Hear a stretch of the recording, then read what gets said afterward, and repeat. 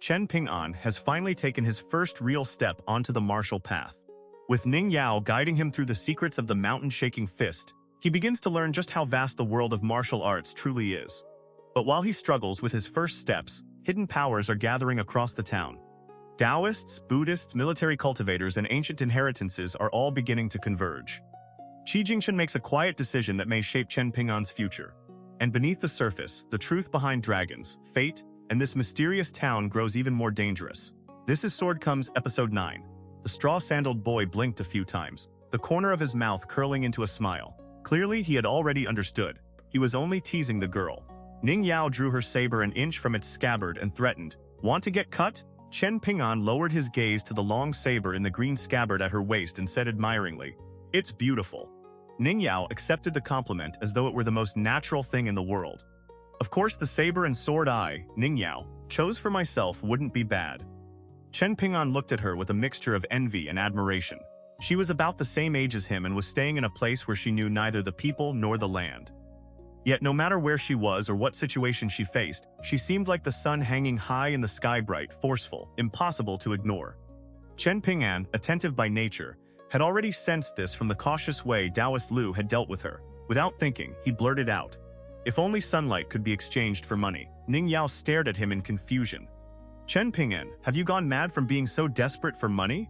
Chen Ping'an hurriedly changed the subject and turned to the first illustrated page of the fist manual. "Miss Ning, can you help me read the writing beside this picture?" Ning Yao thought for a moment. She did not refuse. Instead, she asked, "Do you know why I decided this fist manual was nothing special the moment I saw it?" Chen Ping'an shook his head. "I was wondering about that too." The girl smiled. She simply moved her chair closer to his, sat cross-legged, pointed at the open mountain-shaking fist manual, and began explaining patiently.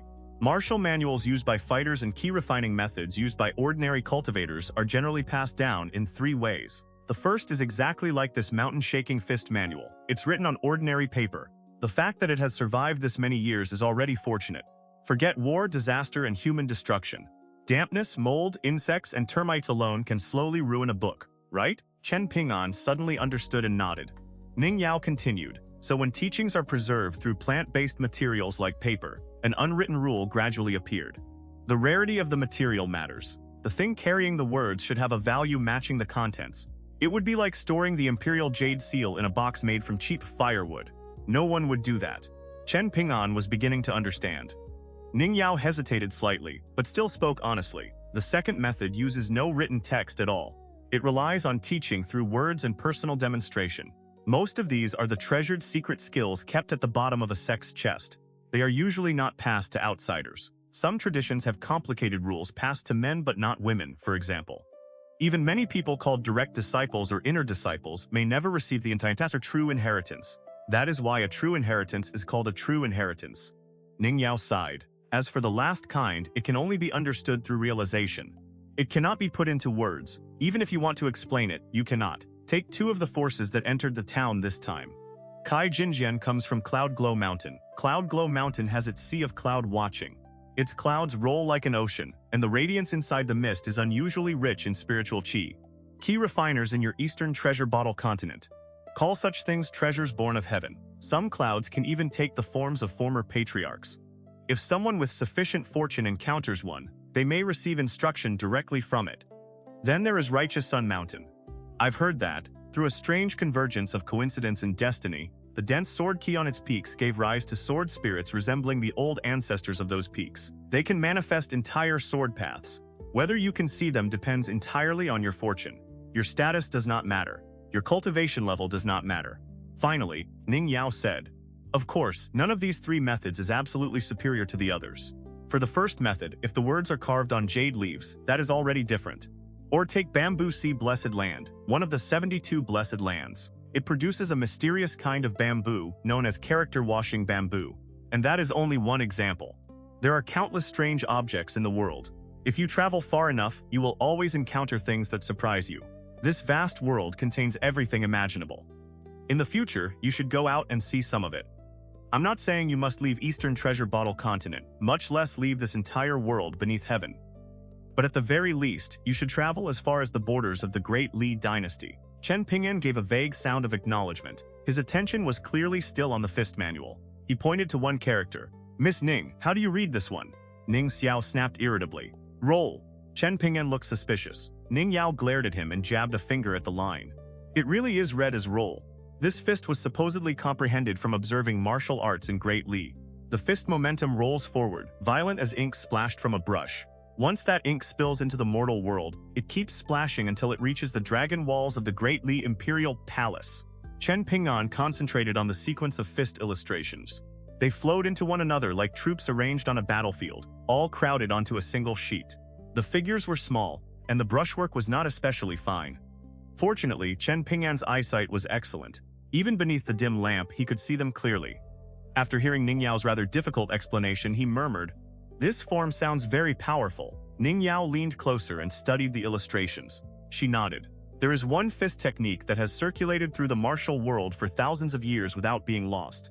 It is somewhat similar to this form. Chen Ping'an turned his head. What technique? In the dim lamplight, the girl's long lashes curved gently, like a peach branch in spring wind. She fought back a smile.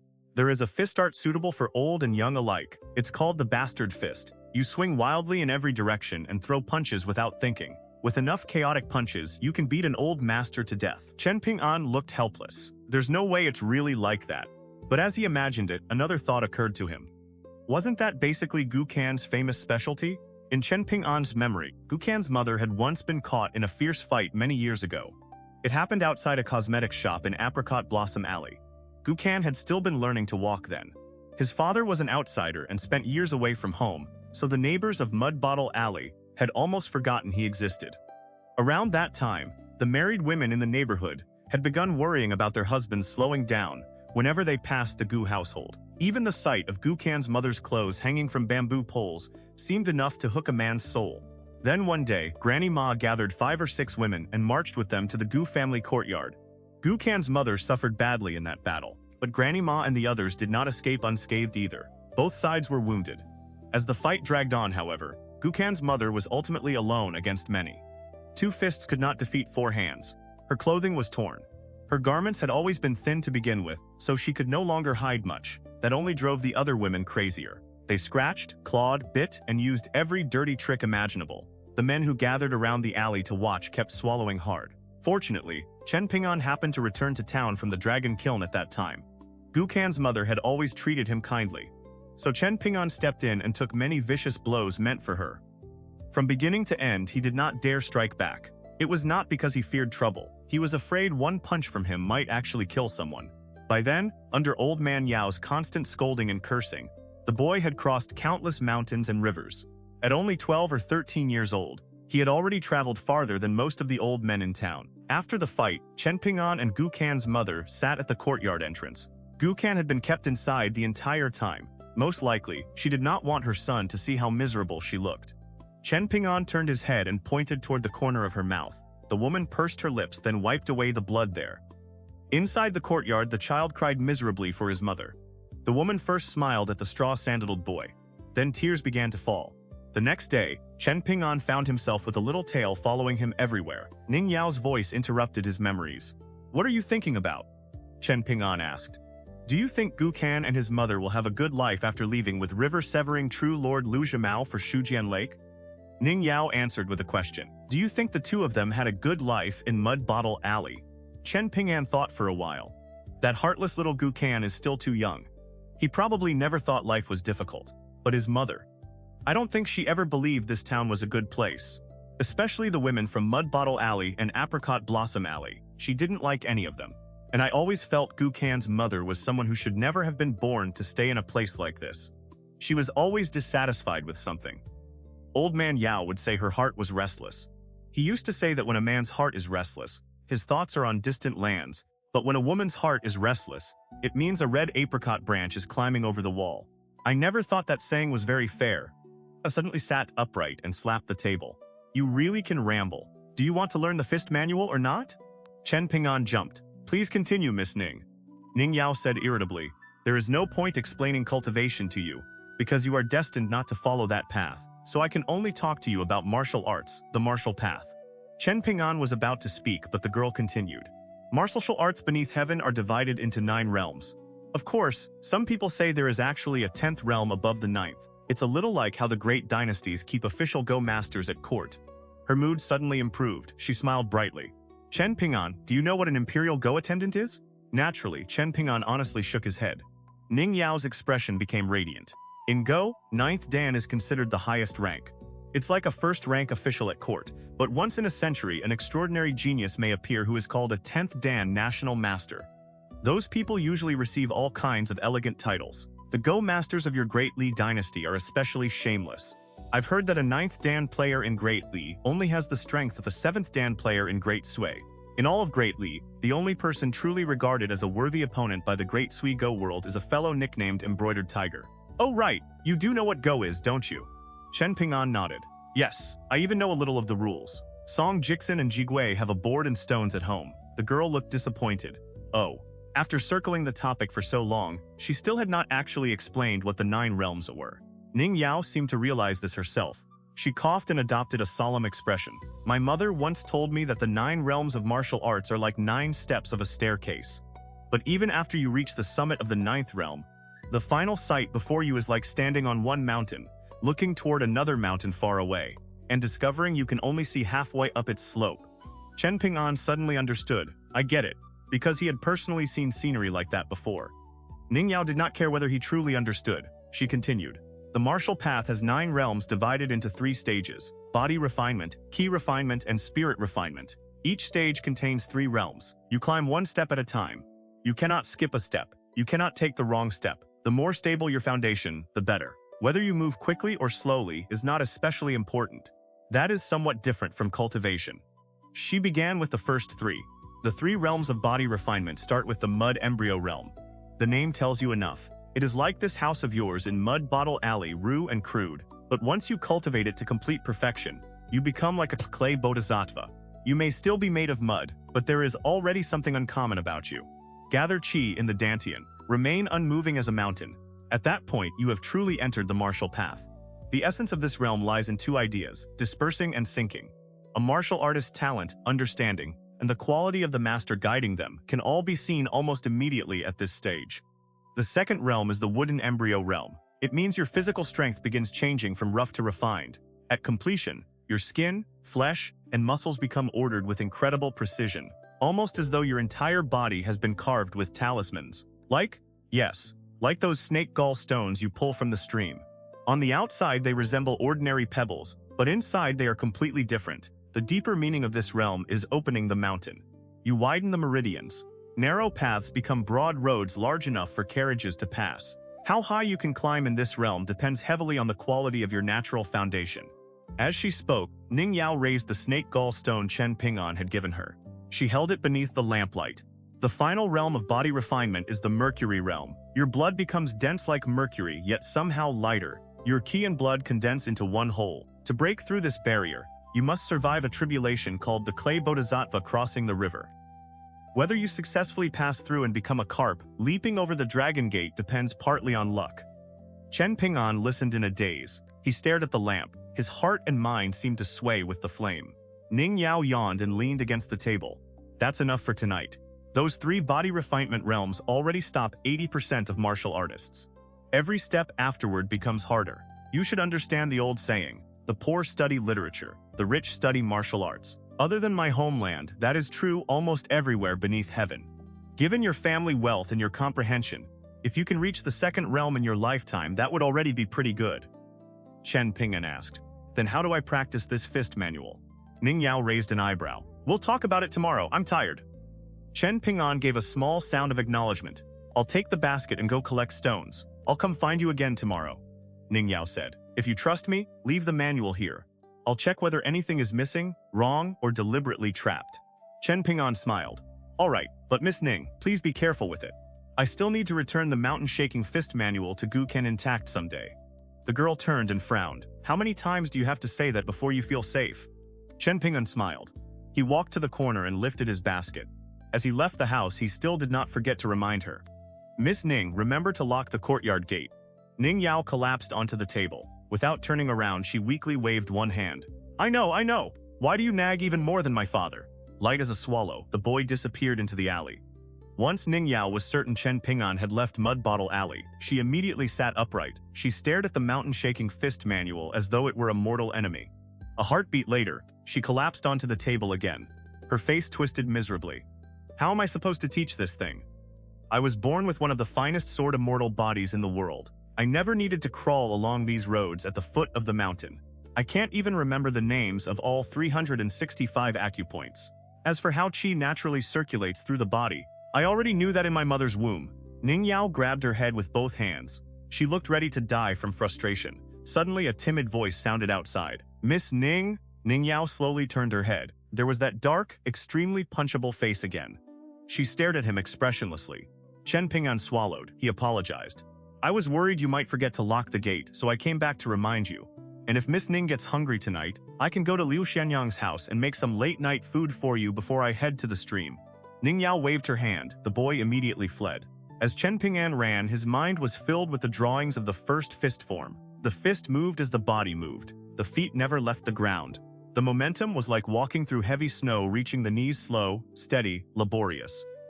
Chen Ping'an did not notice it himself, but as he tried to imitate the movements shown in the illustrations, the length and rhythm of every breath began changing without conscious effort. Then another thought occurred to him. Wouldn't practicing the fist in the stream be even better? Before Jingchun rested two seals carved from the finest snake gall stones. Neither was large, neither had yet been engraved. Earlier that day, the young scholar whose manner was warm and gentle as jade had visited the village school. During their conversation, the Confucian gentleman who had traveled from far away asked Jingchun one question. "Sir, do you wish to inherit another man's final aspiration and continue seeking peace for 10,000 generations?" Jingchun had answered, "Let me think about it." That was obviously not a satisfying answer. Yet the young gentleman did not press him. He had admired Master Qi for a long time. After chatting about the customs of the little town and the changes taking place in the world outside, he took his leave. From beginning to end, the young gentleman never asked how the jade plaque should be handled, but Jingchun understood perfectly well what was coming. The Confucian gentleman from the academy in Eastern Treasure Bottle Continent might be willing to wait. The others would not. There were the Daoist sects Golden Boy and Jade Maiden.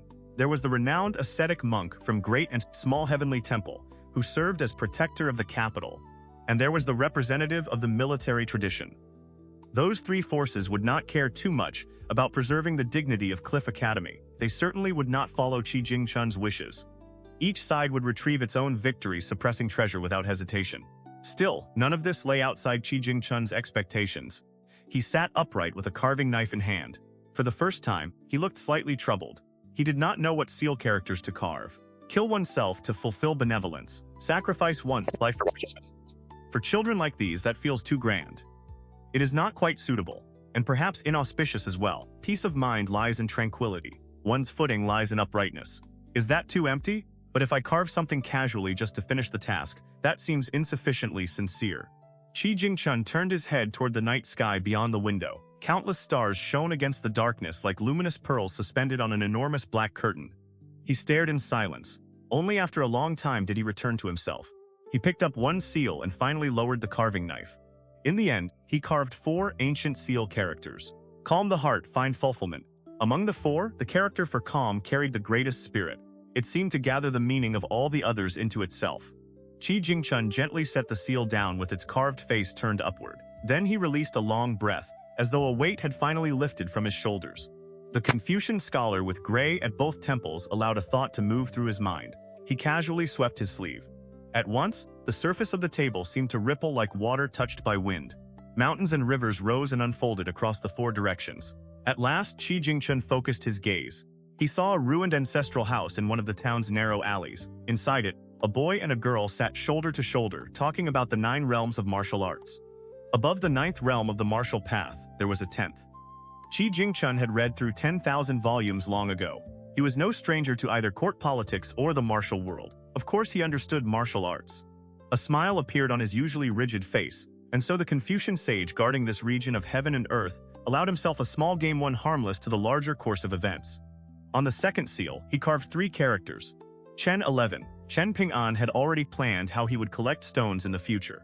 During the day, he could begin near Liu Xianyang's place and move upstream, stopping at the covered bridge. So tonight, he chose to enter the water farther upstream first. He headed toward the broad green stone slope the locals called Green Ox Back. It was also the place where Chen Ping'an had first encountered the girl in green. Because of that detour, he missed the meeting taking place between Song Jingchun and the kiln supervisor. Above the covered bridge hung the plaque bearing 4 golden characters. Wind rise, water stirs. The man in white robes and a jade belt was officially the supervisor of the dragon kilns. In truth, he was the most powerful regional prince in Great Li. Under Song Changjing's direction, Song Jingchun came to the foot of the covered bridge steps. Before arriving, the boy had bathed and changed clothes at the government office. He wore a scented sachet and a plain dragon-shaped jade pendant. Its material was ordinary, its color dull. It drew almost no attention. By contrast, the jade pendant showing an old dragon spreading rain, a piece superior in material, craftsmanship, and symbolism, had been ordered removed by Song Changjing. It absolutely could not be worn here. Song Jingchun held 3 sticks of incense. He stood below the steps, unsure what he was supposed to do. The Great Li Prince turned around. He extended one hand and lightly pinched the tips of the incense between 2 fingers. The incense immediately ignited. Song Changjing said casually, "Kneel, face the plaque, kowtow 3 times, then plant the incense into the earth. That's all." Song Jingchun was full of doubt, but he still followed the instructions of this uncle who had seemingly fallen from the sky. He offered the incense, knelt and kowtowed 3 times. Song Changjing's instructions had sounded completely casual, but the moment the boy knelt, the man's expression became solemn and complicated. He stared at the patch of earth where Song Jingchun touched his forehead. A trace of hatred appeared in his eyes. After Song Jingchun planted the 3 incense sticks and stood, he asked, "Is there something special about offering incense here?" Song Changjing smiled. "Just a ritual. Don't think too much about it. From now on, learn how to go through the motions properly. Otherwise, later in life you may find yourself too busy to know where your head is." Then the man's smile vanished. "But do remember one thing. This covered bridge is the place where your dragon rises." Song Jingchun's lips turned pale. Whether from the cold of early spring or something else, it was difficult to tell. He forced himself to sound indifferent. Those 4 words shouldn't be used casually, should they? Song Changjing laughed loudly. One hand patted his stomach while the other rested on the jade belt at his waist. "In the capital, certainly not. But here, it doesn't matter. There are no court hounds around, no wild dogs from the martial world either. No one here dares bark and bite at this king." Song Jingchun asked curiously. "Even you worry about what people say?" Song Changjing answered with a question. "This king has fought through Great Li, both on the mountains and below them, without finding an equal.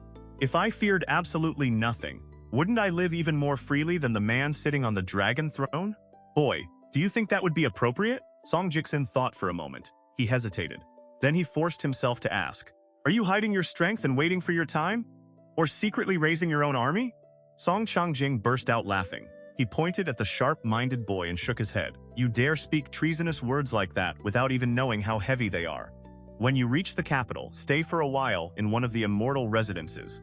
Keep your head down until the wind passes. Take this advice from your uncle. Do not speak and act without restraint. Otherwise, misfortune will find you." Song Jingchun nodded. "I'll remember." Song Changjing pointed toward the golden plaque. "Wind rises, water stirs. Wind rises, water stirs. Then tell me, how does the water rise?" Song Jingchun answered immediately. "I don't know." Song Changjing muttered. "To know is to know. Not to know is not to know. That is knowing." "What dog fart nonsense. Scholars really do have crooked intestines. Even when they fart, they take 3 turns first." Yet when he spoke directly to Song Jingchun again, the man returned to a more refined tone.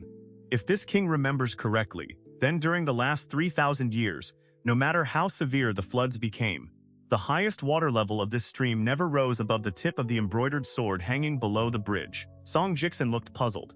"The old men around Iron Lock Well and Apricot Blossom Alley really do say that beneath the scholar tree. Is there actually some secret behind it?" Song Changjing pointed toward the distance, where the stream left the mountains. "In forests, snakes have their snake roads. In houses, mice have their mouse paths. And in rivers, creeks, and streams, flood dragons have their flood dragon paths." He withdrew one finger and explained patiently. "Across the Great Li dynasty, there are many customs of hanging swords beneath bridges. Bronze swords, peachwood swords, talisman swords. Usually they can stop one river crossing by a forest flood dragon or mountain serpent, but not a second. In many places, the Daoist who hangs the sword has shallow cultivation. The weapon cannot even withstand the first crossing. Instead, it enrages the dragon creature inside the flood. So after the flood passes, a bridge that should have survived collapses anyway, and the sword vanishes without a trace." "But this sword?" Song Changjing fell silent halfway through the sentence. Song Jingchun controlled himself and did not ask. After a moment, the man sighed. This sword is different. From the very first day it was hung beneath the bridge, it was never meant to stop a flood dragon crossing the river. A sage used it to suppress the outlet of the dragon-locking well. That outlet is the deep pool beneath the bridge. The sword prevents dragon ki from surging out too quickly. If too much escaped at once, it could tear this entire small world apart by force. Song Jingchun struck directly at the heart of the matter. Does the last true dragon in the world actually still exist? Song Changjing laughed. 3,000 years ago, countless key refiners died during the Great Dragon-Slaying War. Even sages of the 3 teachings and grand masters of the 100 schools fell. Do you think all those people were idiots? Or that the sages had lived so long they became senile? Would they deliberately leave behind one final true dragon and raise it like an ordinary bird or fish? Song Jingchun argued. Perhaps they couldn't kill it completely. Maybe all they could do was delay things and wear it away little by little. I don't know what the sages intended thousands of years ago, but I'm certain that true dragon could never have been simple. Song Changjing first shook his head, then he nodded. You are half right, that true dragon is dead. There is no doubt about that. But as for its true identity and what it symbolized, not simple, is far too small a phrase to carry the weight. Song Jingchun wanted to ask more. He stopped himself. In any case, Song Changjing continued. Every one of Great Li's plans here has cost tremendous effort. All of it serves those 4 words. Wind rises, water stirs. And all of it prepares for Great Li's future campaign south. The man began climbing the steps. As he walked, he said, If you ask this king why the sages wanted to slaughter dragons 3,000 years ago, I cannot conveniently answer. But if you ask why you were left here, why you are actually a noble prince of Great Li, why you are the legitimate son of the imperial line, that truth I can explain. Song Jingchun lowered his head. His expression could not be seen. The boy did not ask. Naturally, Song Changjing was not going to volunteer the answer. When he reached the highest step, he turned to face the town. In the future, broaden your heart. To compete with Liu Xianyang over pride, and even develop killing intent toward him. Don't you think that lowers your own worth? Song Jingchun sat on the top step. He and the man both looked north. Then he asked something that seemed unrelated. Is Great Li really at the northernmost edge of Eastern Treasure Bottle Continent? Song Changjing nodded yes. For nearly 1,000 years, people considered us northern barbarians. Now our fists are hard enough that they've begun giving us respect. Song Jingchun still lowered his head, but his eyes burned brightly. Song Changjing said calmly, When you reach the capital, be careful of someone nicknamed Embroidered Tiger. Song Jingchun looked confused. Song Changjing smiled. He is currently the imperial preceptor of Great Li. He is also the personal teacher of your biological younger brother. 50 years ago, Great Li had 70 commanderies and 800 cities. Today, it has 140 commanderies and 1,500 cities. Our territory has expanded enormously. Half the credit belongs to that man. Song Jingchun abruptly raised his head. Song Changjing smiled. Boy, you guessed correctly. The man sat down beside him on the steps. He braced both hands against his knees and looked into the distance. Another great contributor to Great Li's expansion was not far away at all. He was sitting right there. Song Jingchun shuddered. His scalp tingled. Neither spoke for some time. Then Song Jingchun suddenly said, Uncle, I did have killing intent toward Liu Xianyang.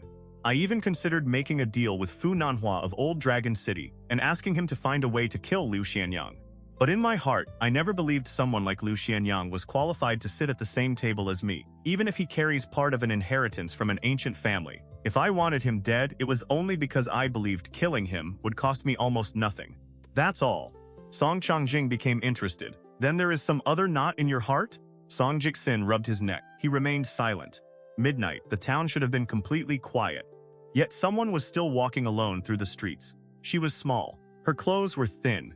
When she passed Iron Lock Well and Apricot Blossom Alley, she seemed to grind her teeth with resentment. When she passed the ceremonial archway, she kicked one stone pillar viciously. At last she arrived beneath the sprawling branches of the old scholar tree. According to the elders, no one knew how long the tree had lived. And whenever a dead branch fell, no matter the time, it somehow never struck anyone. People said the tree possessed spirit. The girl swaggered beneath its branches. Naturally, she had never believed such stories. She opened the old book borrowed from her young master and began copying exactly what others had done. She read character by character. The way she called them out resembled a general counting troops before battle. Only after her mouth grew dry did she finally stop.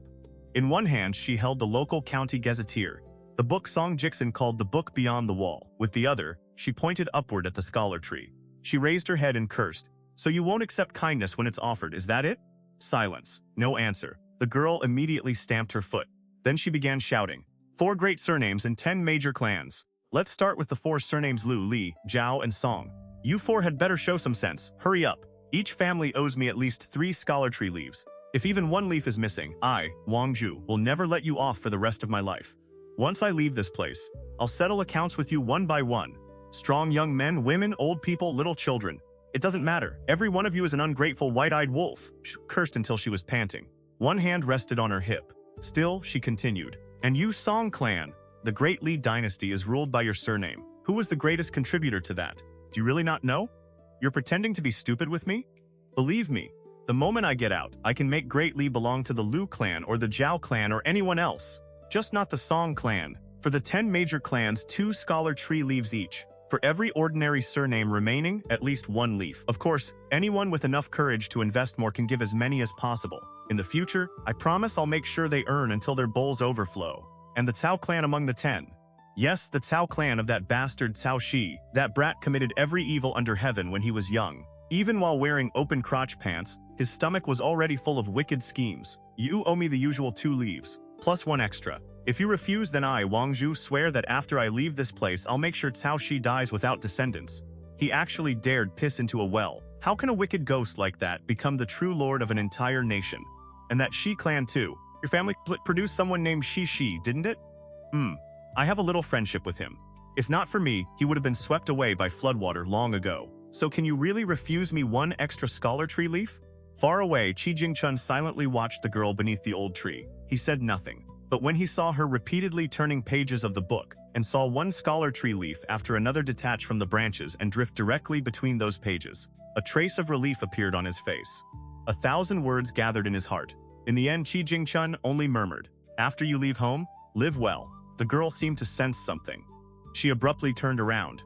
There was no one there. She looked disappointed. After shaking her head, she did not think much more about it. She turned back and resumed scolding the scholar tree. Meanwhile, Chen Ping'an climbed out of the stream with his basket and headed toward Green Ox back. He could not tell whether it was merely his imagination, but the water level seemed slightly lower than before. As he approached the broad green stone slope, he suddenly stopped. There were clearly many people gathered there. He could almost make out every expression on their faces. Not because the moonlight was bright. On Green Ox back stood a snow-white deer. Soft white radiance flowed from its body in waves, like floating duckweed drifting across water. The white deer lowered its head. A little girl in a red padded jacket stood on tiptoe and reached up to stroke its antlers. Nearby stood a young man and woman dressed in Daoist robes. Perhaps it was the light from the white deer, but their skin looked pale as snow. If the townspeople were earthen folk covered in dust and mud, then these 2 Daoists from outside seemed like exquisite porcelain fresh from the kiln. The difference was like heaven and earth. Their robes resembled those worn by Daoist Lu at the fortune-telling stall, though many details were different. The greatest difference was their headwear. Daoist Lu wore a lotus crown. The crowns on these 2 resembled fishtails. Chen Ping'an stared. The young man and woman beside the white deer looked like immortals who had stepped directly out of a painting. It seemed entirely possible that in the next moment, they would ascend into the sky and pluck stars and moons with their hands. 2 others stood a little farther away. Chen Ping'an recognized one of them. She was Master Ruan's daughter, the girl in green. This time she did not have an enormous bag of food. Instead, she held a small embroidered handkerchief, and on it rested a single delicate pastry. The girl lowered her head and stared at it with deep hesitation, apparently unable to decide where to take the first bite. Beside her stood a man around 30 years old. A long sword was strapped across his back. A strange ornament hung at his waist. Almost the moment Chen Ping'an saw them, everyone there noticed the sudden arrival of the straw-sandaled boy. The young Daoist nun looked surprised. She bent down and rubbed the red-clad little girl's head, pointing toward Chen Ping'an as she whispered something. The child listened with ears perked up. Her eyes widened. She stared across at Chen Ping'an. After vaguely recognizing him, she began whispering back. She was probably explaining Chen Ping'an's identity to this fairy-like elder sister, the owner of the white deer. Chen Ping'an also recognized the 8 or 9-year-old girl. He had seen her before. Long before he went to work at the dragon kilns, he once encountered a tiny girl in Mud Bottle Alley with her hair tied into 2 little horn-shaped buns. She was very young, but she could run unbelievably fast. She had held a paper kite in one hand, and her thin little legs had moved like the wind. The memory had stayed with him. He saw her several more times afterward. Once she lay across the rim of Iron Lock Well and secretly threw stones inside.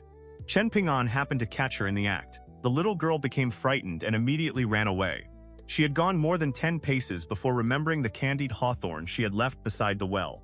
Unable to resist the temptation, she ran back, but she rushed too quickly, tripped and fell. After getting up and grabbing the candied hawthorn, she suddenly stopped. She opened her mouth wide, reached in, pulled out a loose tooth, slipped it into her pocket, and quietly ran away again without even crying. Chen Ping'an had watched the entire thing with cold sweat on his forehead. The last time he saw her had been among the broken statues overgrown with weeds. It was an autumn evening the previous year. Chen Ping'an had returned from the dragon kiln and was wandering nearby when he found her catching crickets. She rolled through the grass, jumped, pounced, and flailed in every direction. When she noticed Chen Ping'an, she clearly recognized him too. Then she vanished like a gust of cool wind. Later, Gukan told Chen Ping'an that this perpetually dirty little elder sister, who looked like a child no one bothered controlling, actually belonged to the Li family of Fortune Street, and she was not a servant or maid. For some reason, however, she liked wandering around alone, and her family never stopped her. Whenever Gukan mentioned her, his voice was full of pride and contempt.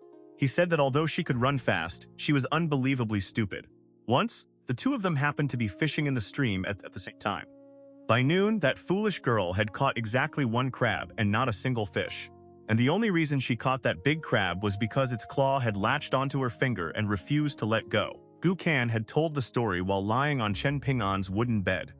He laughed so hard he rolled around clutching his stomach.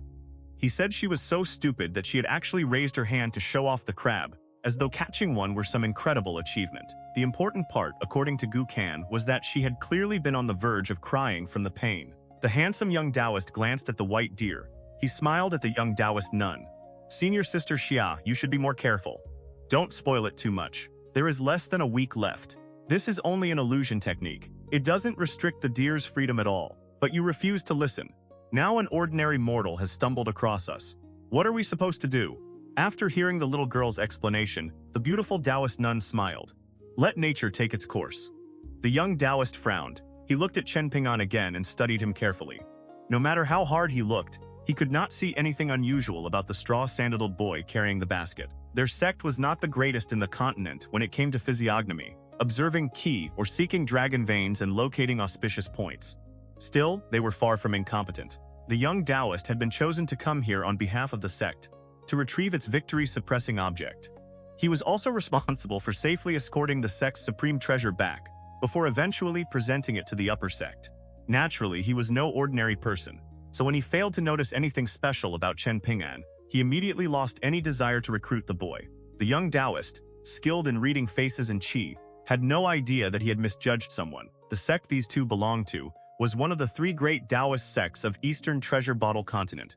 More than that, it stood at the head of the continent's Daoist orthodoxy.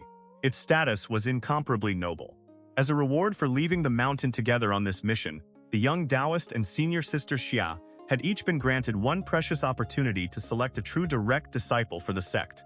That person would also become their own personal disciple.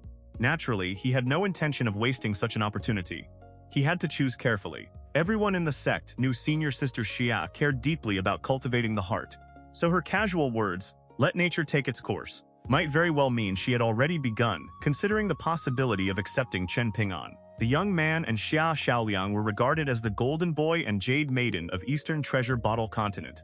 They were the Daoist prodigies of an entire continent. Even mortal rulers had to treat them with solemn ceremony. The respect shown to them was no less than that offered to the true lords of major kingdoms. Because among their generation, they were considered the two most likely to enter the upper five realms. When the young Daoist nun took the red-clad little girl by the hand and descended Green Ox back, the white deer following behind them, not only was her junior brother surprised, even the military grandmaster wearing a tiger tally at his waist and carrying a long sword on his back showed astonishment. When Chen Tin saw the Daoist nun slowly approaching, he immediately felt a headache coming on. At this moment, he truly did not want to deal with any more immortals from outside, because he already understood something clearly. A simple preference or dislike from people like these. A moment of joy, anger, or irritations could decide his honor, humiliation, life, or death. And Chen Ping'an knew his luck had never been especially good, so he was even more afraid of provoking them. Still, he did not turn and flee. Instead, he deliberately walked a few steps toward them. That small gesture made him appear appropriately polite in the eyes of outsiders. The white deer trotted forward. It circled the straw-sandaled boy once. Then it lowered its head and voluntarily rubbed against the poor young man. The deer returned to its owner. She gently stroked its back. In the next moment, it transformed into the appearance of a horse, calling a deer a horse. The young Taoist nun looked at Chen Ping'an. She sighed softly, smiled, and said something. Then she lowered her gaze toward the little girl in red. The child immediately translated into the local dialect. Her voice was timid. Big Sister Xia says you are someone who has accumulated blessings. Unfortunately, the fate between you and her is too shallow. You cannot become Dao companions. Chen Ping'an was speechless. He had no idea what answers would avoid being rude. With a basket on his back, straw sandals on his feet, and trouser legs rolled high, he looked rather ridiculous. The Daoist nun smiled and asked, "Do you know the special uses of those stones?" Chen Ping'an: "Don't worry. I'm only asking casually." The little girl immediately translated, speaking very quickly in her clear voice. Chen Ping'an hesitated. Then he nodded. "A Daoist once mentioned that I could come to the stream often to collect stones and catch fish." Even though Chen Ping'an had already developed a favorable impression of this young Daoist nun, he remained cautious. He did not even reveal Daoist Lu's surname. Besides, the person who had truly exposed the secret and told him the value of snake gallstones was Ning Yao. The Daoist nun smiled. "So you know my little martial Uncle Lu too?" Chen Ping'an froze. She smiled knowingly and explained. "Strictly speaking, little martial Uncle Lu does not belong to the same sect as us.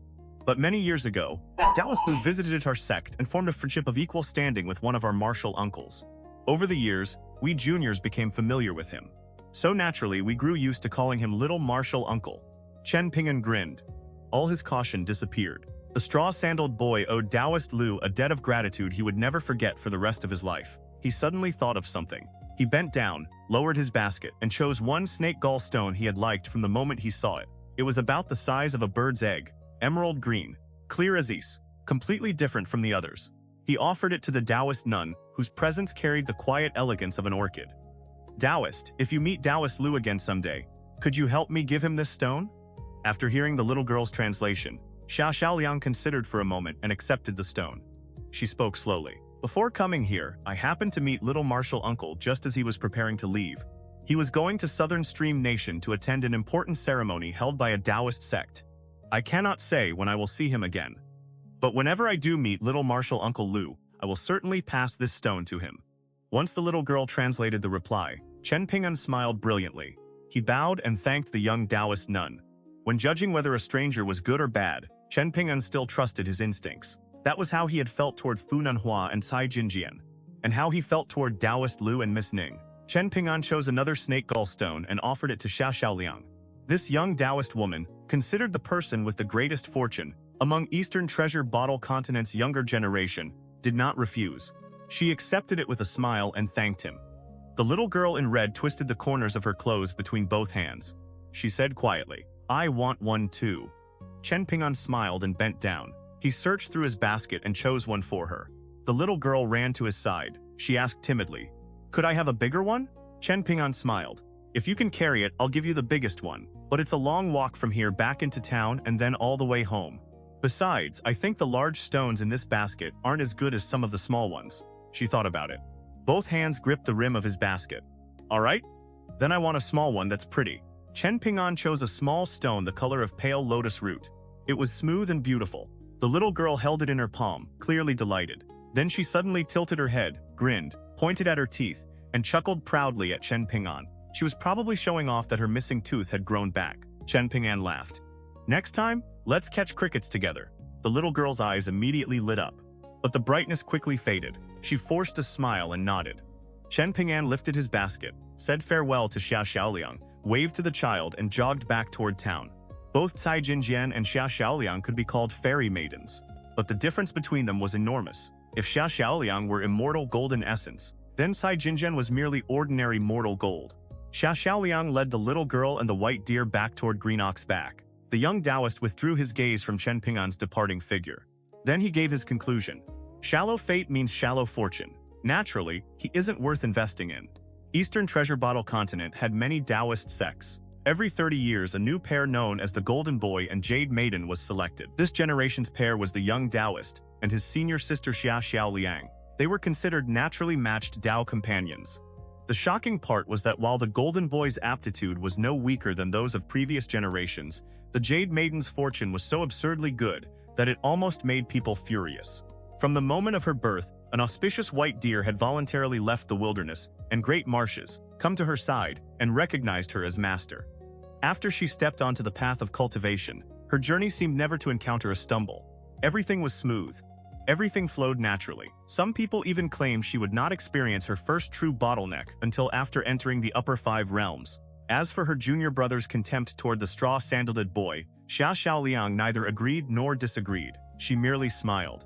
At that moment, a short boy came walking from near the deep pool beneath the covered bridge toward the water below Green Oxback.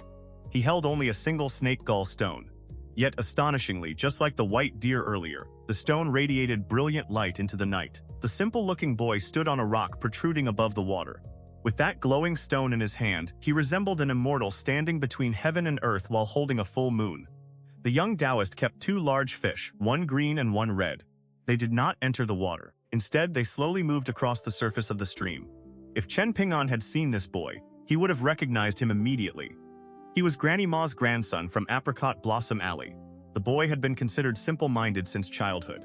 His parents disliked him, so Granny Ma raised him herself. He often climbed onto rooftops alone to stare at the clouds. Growing up beside Granny Ma, the Ma boy had been bullied relentlessly. Some people thought stepping on him would only dirty their shoes. This pitiful child seemed to have smiled at only one person, Jigui, the maid from Mud Bottle Alley. That was precisely why Granny Ma hated Jigui so much. She believed the girl was a shameless seductress who must have deliberately bewitched her precious grandson. Xia Xiaoliang walked over to the sword-carrying man. She asked, "Regarding Ma Kushuan, is there truly no room to negotiate?" The man replied coldly, "If that little martial uncle of yours truly wants to accept this child as his founding disciple, why didn't he come himself? So what if his reputation is great? He has never fought me. Why should I yield to him? If he is dissatisfied, tell him to come find me at True Martial Mountain. If he defeats me, he can take the boy away." The young Daoist smiled. "All you're doing is forcing our little martial uncle to make another trip. Why go that far?" There was a needle hidden in silk. The sword-carrying man narrowed his eyes. "Oh?" Xia Xiaoliang immediately became annoyed with her junior brother. She looked toward him. The young Daoist laughed and stopped provoking the man. He raised his head. "The moon is very bright tonight."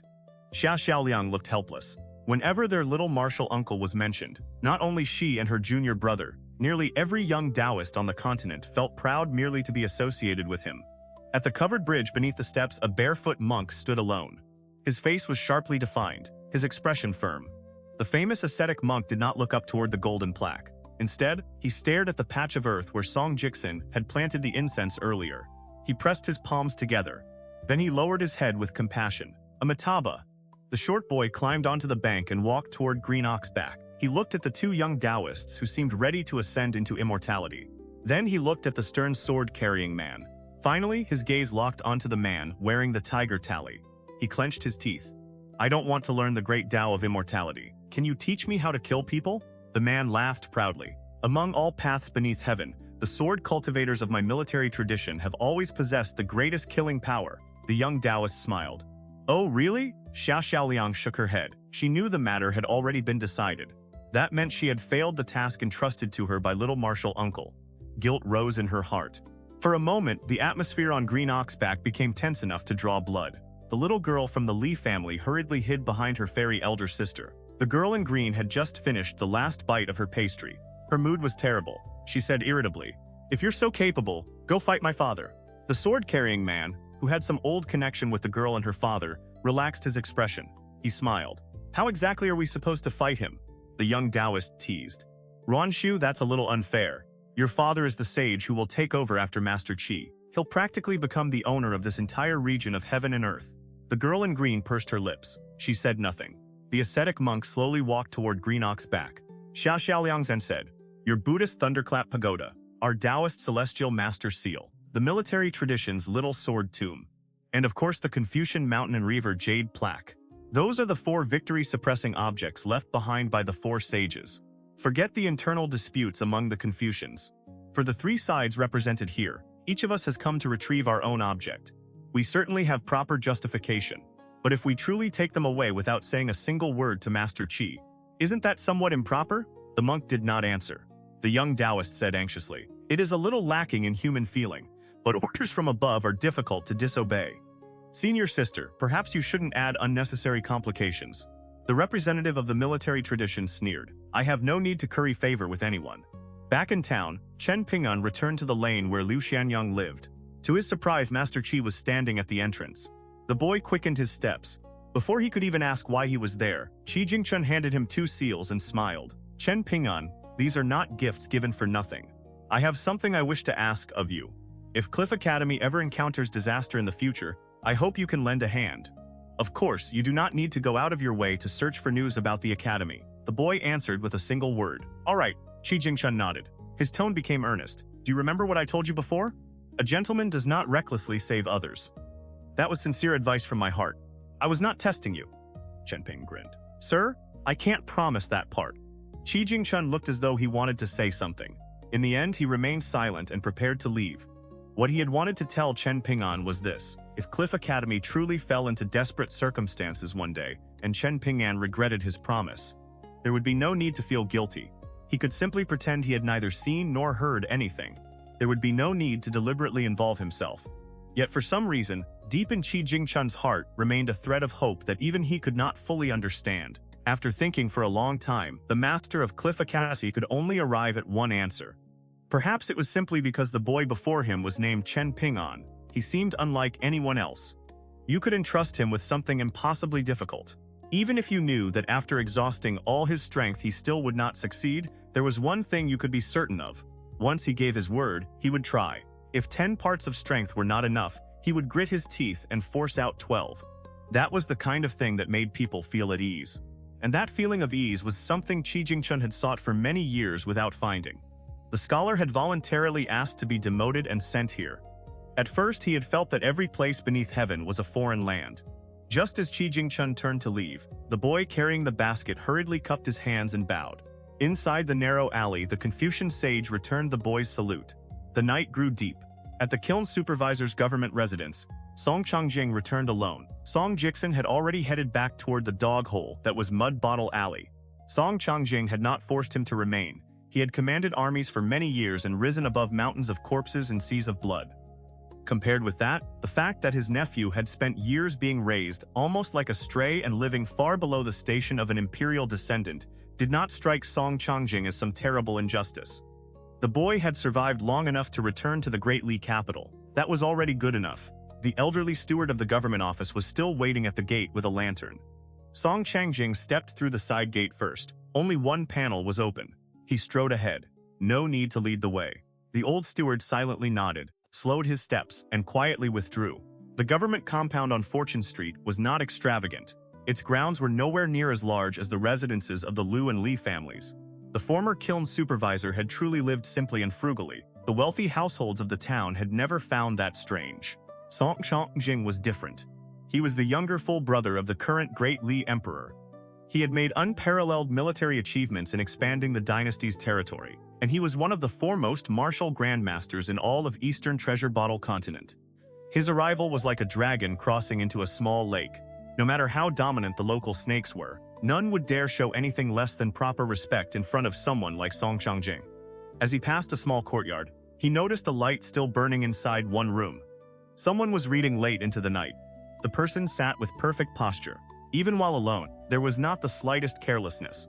A righteous gentleman indeed.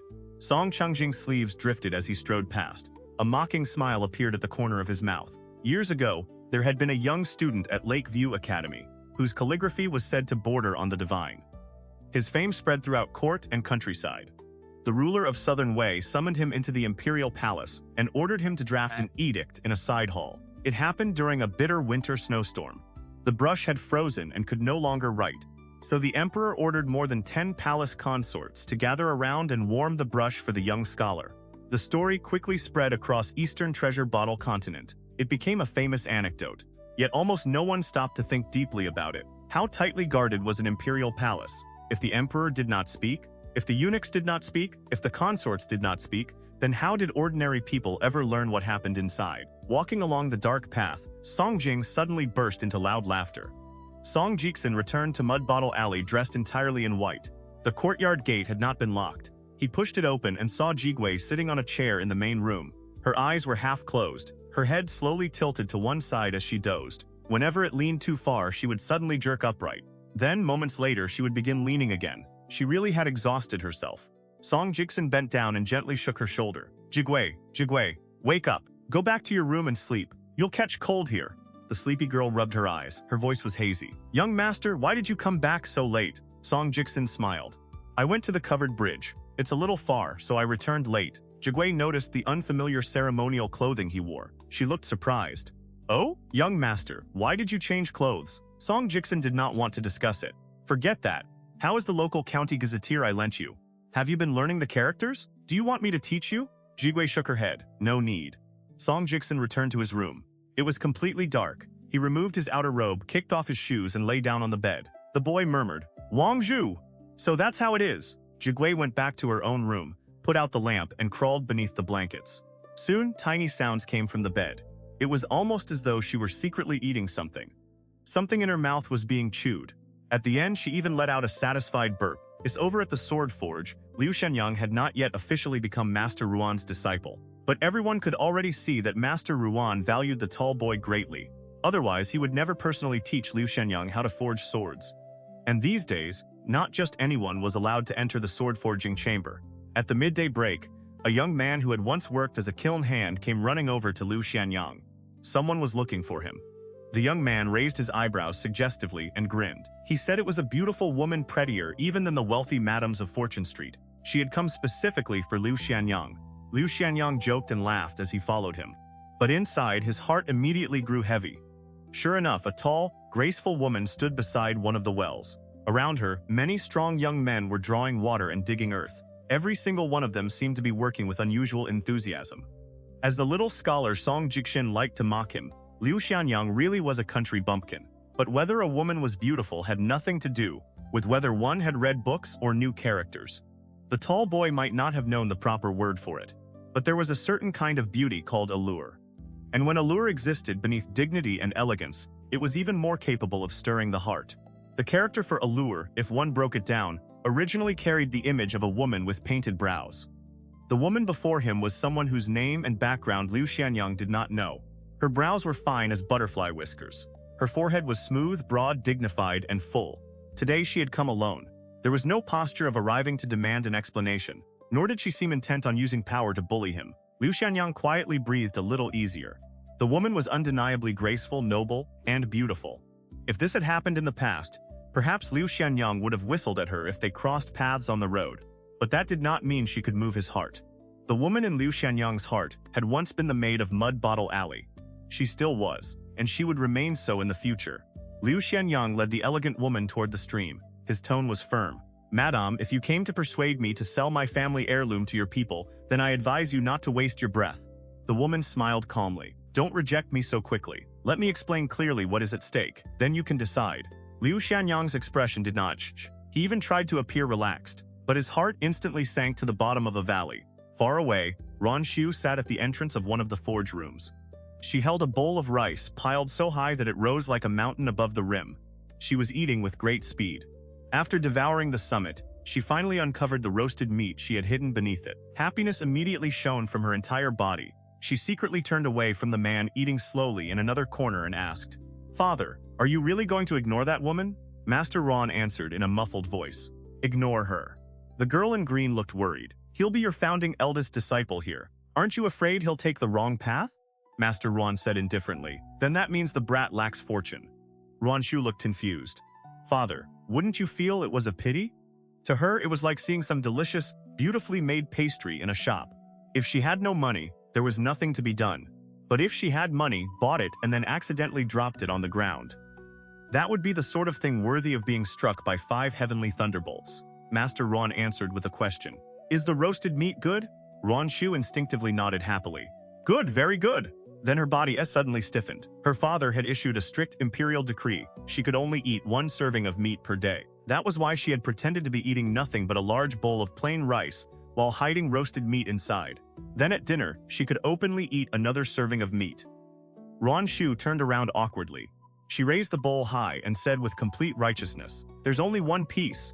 I didn't break the rules." Master Ron laughed. "Then what about the piece of roasted meat hidden at the bottom of the bowl? If you don't eat that one, won't you feel it's a pity?"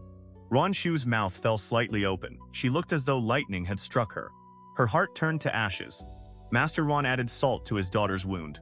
If you hadn't been so nosy about Liu Xianyang's business, I would have pretended not to notice.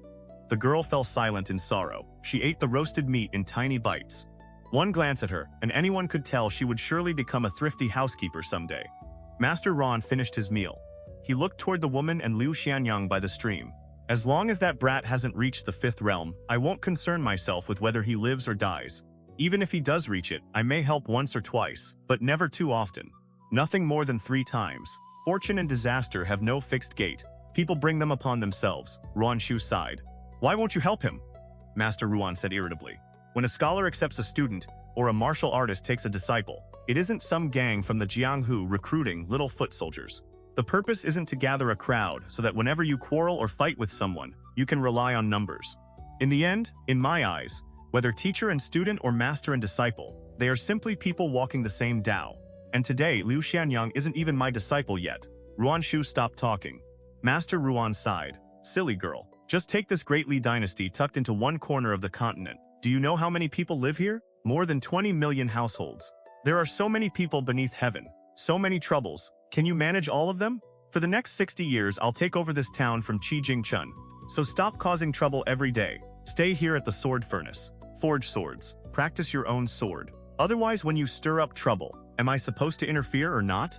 Before he even finished, Ruan Shu answered, you don't need to. That sentence nearly gave Master Ruan an internal injury. Its power was not much weaker than the secret finishing move of some great sword immortal. Master Ruan truly wanted to knock his foolish daughter on the head. Your business. How could your father possibly ignore it? For a moment, the man felt melancholy. Ruan Shu suddenly put on a look of shock. Oh, how did another piece of roasted meat appear at the bottom of my bowl? Aya, I already reached today's limit. Maybe father should eat it? Father? Master Ron did not even need to turn around. He could sense the girl's ridiculous acting perfectly. He said helplessly. Forget it, you eat it. I'll pretend you only ate 1 piece of roasted meat today. But remember, this afternoon, when you hammer iron, no slacking. This time, Ruan Shu's gratitude was completely genuine. Father, you're so good! Master Ruan laughed despite himself. The roasted meat is good. Ruan Shu lowered her head and shoveled a mouthful of rice into her mouth. Then she said softly, Father is good too. Master Ruan kept his face stiff. It took great effort to suppress his smile. After thinking about it, he decided that having a daughter really was better. Then a voice suddenly reached his ears. Father, can I eat another piece tonight? 2 pieces and 3 pieces aren't that different, right? If father doesn't answer, I'll count that as permission. Ruan Shu fled with the speed of lightning. She only shouted the final sentence after she had already run far away. Master Ron rubbed his cheeks. He muttered, My Shushu truly treats food as heaven. After Chen Ping'an finished delivering letters through streets and alleys, he bought breakfast and brought it to Ning Yao in Mud Bottle Alley. Then he began preparing her medicine. Today, Ning Yao wore a brand new dark green robe. It was clean, simple, and sharp. She already possessed a naturally heroic bearing. Dressed like this, with a long saber at her waist, she somehow looked even more noble than the wealthy young masters of Fortune Street and Peach Leaf Alley. Ning Yao hesitated for a moment. As things stand, if you truly want to study and practice the mountain-shaking fist manual, there are 3 things you need to learn before the actual fist forms. Standing post, walking post, and sleeping post. The last one places more emphasis on accumulating awareness of the acupoints and understanding the circulation of ki. That is difficult to explain with words, so we'll leave it aside for now. The first 2 don't depend too much on talent or natural foundation. As long as you honestly follow the postures drawn in the manual and keep at them for a long time, they will eventually do something. Even if they never allow you to truly enter the martial path, strengthening your body and extending your lifespan should still be possible. Chen Ping'an offered an idea of his own. Could I practice the walking post in the stream? Ning Yao nodded. Of course, start with water at your knees, then your waist, finally your neck. Chen Ping'an followed her reasoning. Wouldn't that mean my whole body is underwater at the end? Ning Yao sneered. What? You want to practice holding your breath on the bottom until you become a 1,000-year bastard turtle and a 10,000-year-old tortoise. Chen Ping'an had nothing to say. Ning Yao thought for a moment. Come here. I'll demonstrate the walking post once. Watch carefully. She had Chen Ping'an move the table aside. Then she walked forward 6 steps, 3 short, 3 long. On the final step, her foot came down heavily. The entire floor of the room seemed to release a deep, muffled tremor. The girl completed the sequence in one smooth motion. At first glance, it looked effortless. But in truth, her movement flowed as naturally as water and drifting clouds. It gave Chen Ping'an a feeling he could not put into words. It was like a waterfall plunging straight downward, natural, inevitable, yet carrying immense force. And at the same time, it was like a leaf turning once in a stream. Perfectly rounded, freely changing, soft beyond measure. All of those descriptions felt correct. But Chen Ping'an only knew that they felt correct. He had no idea why. Seeing the confusion on his face, Ning Yao returned to her starting position and demonstrated it again. When she finished, she turned. Understand? Now you try. Chen Ping'an took a deep breath, then he tried. He staggered from side to side like a drunkard who had emptied an entire jar of wine. Chen Ping'an stood there and scratched his head. Even he understood that something about it looked ridiculous. Ning Yao's face darkened. Again, after 3 attempts, Chen Ping'an improved slightly. But Ning Yao's expression had become as gloomy as a sky preparing to unleash a storm. She could not understand how someone as foolish as Chen Ping'an could possibly exist. How could a person have so little comprehension for martial arts? How could his talent be this terrible? There was no helping it.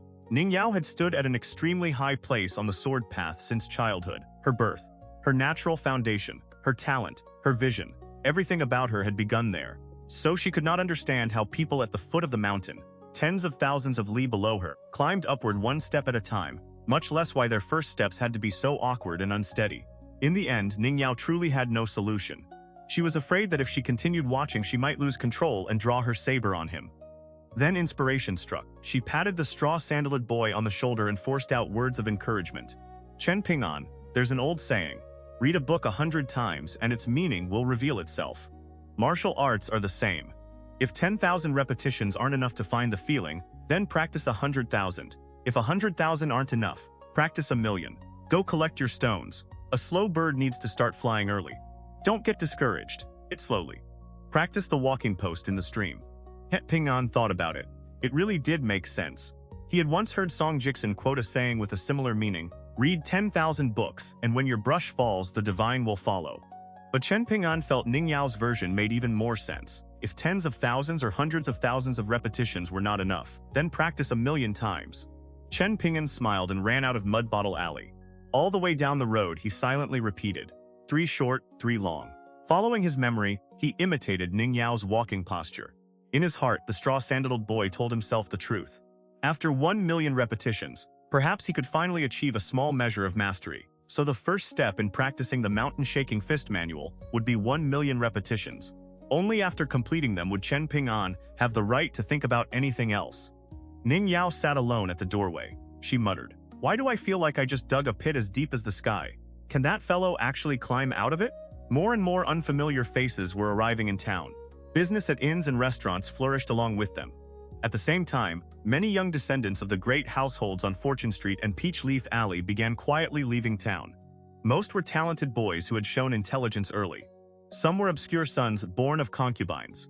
Others were children of household servants whose families had been loyal for generations. Zhao Yao, the young master of a prominent clan, was among them.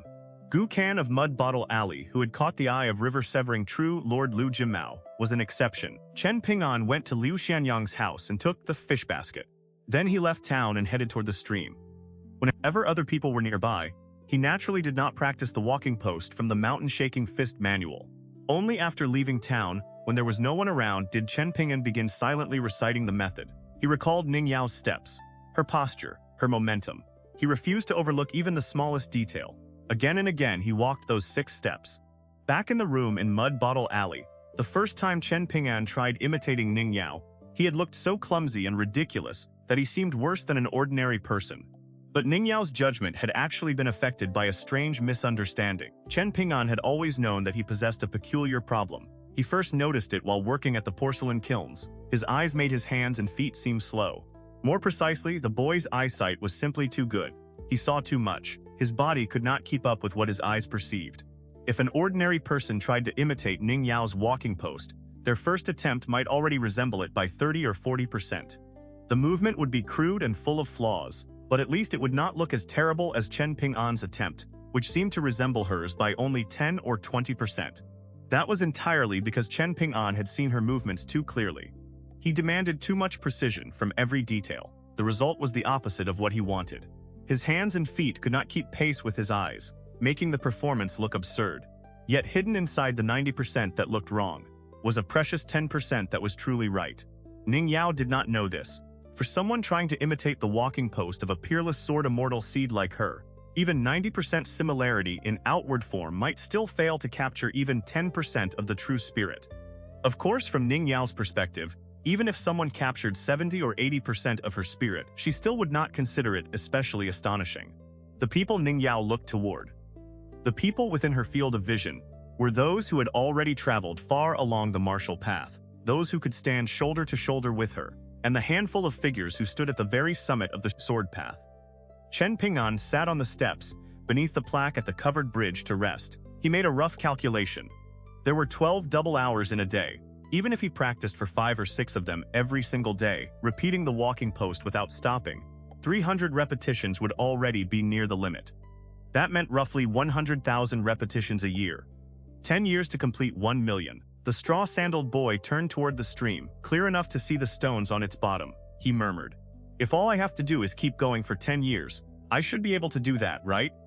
During these past few days, Chen Ping'an had not felt anything especially unusual. But before Daoist Lu left, he had revealed heavenly secrets and explained one by one the vicious methods Jingchun of Cloud Glow Mountain had used against him. That knowledge still weighed heavily on the boy.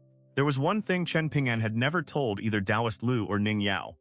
After Jingchun struck between his brows and then slapped his chest, he had already vaguely felt that something inside his body was wrong. That was why he had stood outside the gate of his own courtyard for so long that day. He had been forcing himself to make a decision. If there was no other choice, he would smash the jar and shatter the pot. He would stake his life against Jingchun. After all, according to the young Daoist Lu Chen Ping'an at that time had been filled with the stillness of death. He had looked nothing like a boy who should have been bursting with youthful vitality. When it came to life and death, Chen Ping'an had cared far less than most people. Jingchun had used a martial technique disguised as guidance to forcibly open his acupoints. That left Chen Ping'an's body like a house with neither courtyard gate nor front door. It was true that more things could now enter. He could absorb more. But whenever wind, snow, or rain came, the house would deteriorate with terrifying speed. That was why Daoist Lu Chen had concluded that, barring some unexpected change, and assuming no major illness or disaster, Chen Ping'an would probably live only into his 30s or 40s. Afterward, Jingchun struck Chen Ping'an's chest and damaged the very foundation of his cultivation. The heart was a vital fortress for any cultivator. Once its city gate collapsed, Jingchun had effectively sealed off most of the normal movement through that critical pass. That did not merely cut off Chen Ping'an's road to cultivation. It also accelerated the decline of his body. The true horror of Jingchun's 2 attacks lay in how they worked together. Once the gates of his body had been forced open, Chen Ping'an could no longer cultivate the methods of longevity. That meant he could not use spells or divine abilities to repair those open gates. He could not nurture his foundation or restore his roots.